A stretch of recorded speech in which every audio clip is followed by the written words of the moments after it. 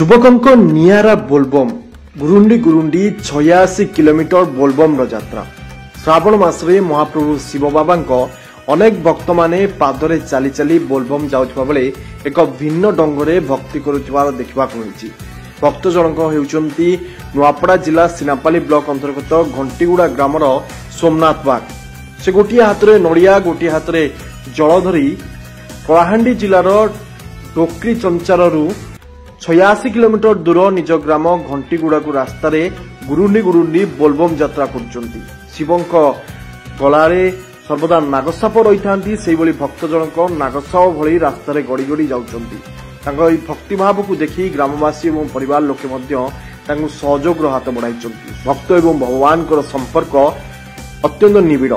ଭଗବାନଙ୍କୁ ଭଲ ପାଇବା ପାଇଁ କଠିନ ପରିଶ୍ରମ ଏବଂ ତପସ୍ୟା କରିବା ପରମ୍ପରା ପୂର୍ବରୁ ରହିଛି। ଆଜି ଜ୍ୱଳନ୍ତ ଉଦାହରଣ ସ୍ୱରୂପ ସୋମନାଥ ବାଗ।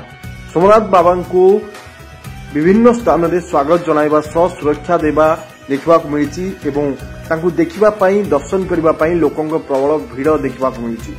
ଶ୍ରାବଣ ମାସର 10 ତାରିଖରୁ ଯାତ୍ରା ଆରମ୍ଭ କରିଛନ୍ତି ସୋମନାଥ। ସୋମବାଗ ନିଜ ଗ୍ରାମ ଶିବ ମନ୍ଦିରରେ ଜଳାଭିଷେକ କରିଛନ୍ତି। ଏହି ନିଆରା ବୋଲବମ୍କୁ ଦେଖିବା ପାଇଁ ରାସ୍ତା କଡ଼ରେ ଶହ ଶହ ଲୋକଙ୍କ ଭିଡ଼ ଦେଖିବାକୁ ମିଳିଛି।